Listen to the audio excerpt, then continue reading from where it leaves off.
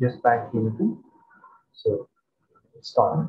So just about company only. Yes Bank Limited is a private in sector bank that basically offers a wide range of banking and financial products for corporate and retail customers throughout like retail banking and asset management services. It has three divisions: investment banking, merchant banking, and brokerage businesses, and it also wholly owns a mutual fund as well as firm known as Yes Securities.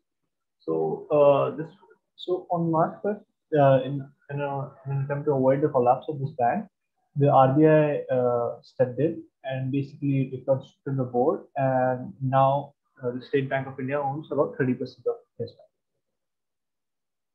So my investment thesis is to short the bank stock, but I expect it to fall by about 18%. The target price is 18.25, and the current price that's trading right now it's 13. So I believe Yes Bank is overvalued as the profitability metrics are continue to be depressed. They have reported a higher than expected loss in the fourth quarter, 38% billion rupees.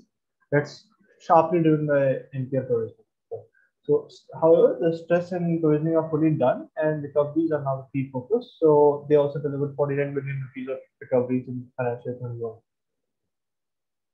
So, a turnaround in this bank would take time. So, that's why my position is shorting the bank right now. So in terms of recent performance, the liability side is still improving. It's still improving gradually, and the CASA deposits are about 26%. The CASA deposit is basically the ratio of current and saving accounts that have less interest rates and therefore more profitable to the bank. So Yes Bank has a the CASA ratio of 26%, while in India most banks have about 40 to 50%. Some like Kotak Mahindra even higher, 57%. So the more the CASA ratio, it's better. Now, the overall stress assets remain elevated.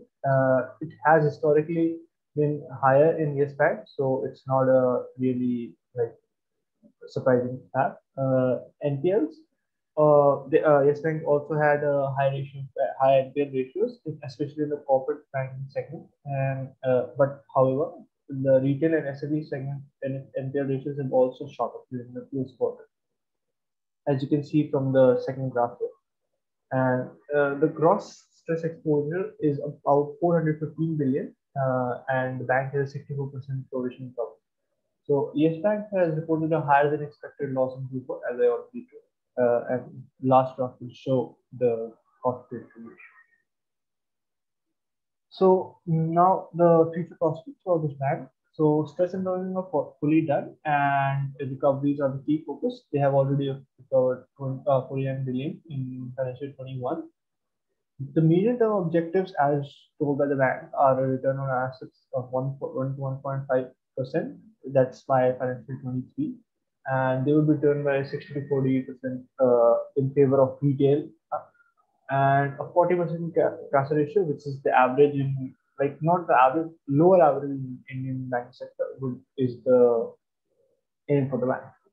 And financial 22 is expected to be a better year for growth. Of course, it expects in financial 22, it expects a 15% growth driven by retail and small businesses, and it's targeting an overall 20% growth.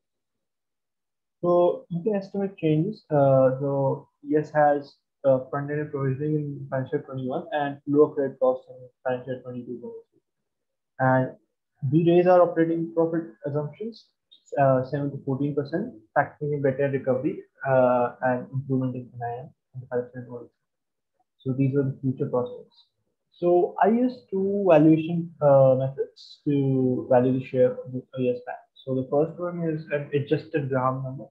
So the Graham basically measures the stock's fundamental value by taking into account the EPS, company earnings per share, and its book value. And normally it uses a p value of 15, which is taken away the max.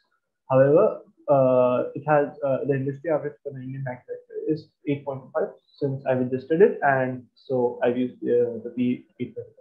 So the Graham basically gives an upper bound of the price rate that a defensive investor should pay for the stock. So the maximum value of Yes Bank according to the ground number, is in financial 21 it should be 16.93, financial 22 it's 7.56 rupees, and by financial 23 it will be 13.86 rupees. So this is expected as there were several debt clearances and Yes Bank, and with the current restructuring of the board and clearing all the non-performing assets, not all but some of them, and there would be significant losses. Hence, it's 7.56 rupees for the financial year. So the second valuation I use is the price per book value for valuation. It basically uses the metric, looks at the metric and tells the company's market value according to the stock. Basically whatever is on the bank's balance sheet. So basically is assets minus liabilities, that's the book value, and we use it to get to a stock. So according to price per book valuation, we get the stock price at 14.57 in 21, and financial 22 14.95, and financial 23 it's 14.6. Now this is basically it remains the same as the price per book ratio is expected to be 1.1 and 1 in the coming financial. So I have used an average of these valuations, and just one thing: the price of valuation is greater than the ground number, which we use. This is significant because the RBI recently, RBI and SBI basically recently rescued the bank. That's why the value has increased as they cleared out significant bad loans. Now the average value comes out to be for now financial 22. The target stock price is 11.25 rupees and the current price is 13.0. Hence, the stock is overvalued by 18.14%. For financial 23, I expect the target price to be 14.26, which is higher than the current price, and hence the stock should dip and then raise, as you can see in the graph. So my conclusion is Yes Bank is currently overvalued. As per my method, stock is overvalued by 18.14%. However, by financial 23, it should bounce back, and if compared to right now, it's undervalued by 6%. So my recommendation is short in the short term, basically. Until financial 22, short. Right. Down the free or mobile application now.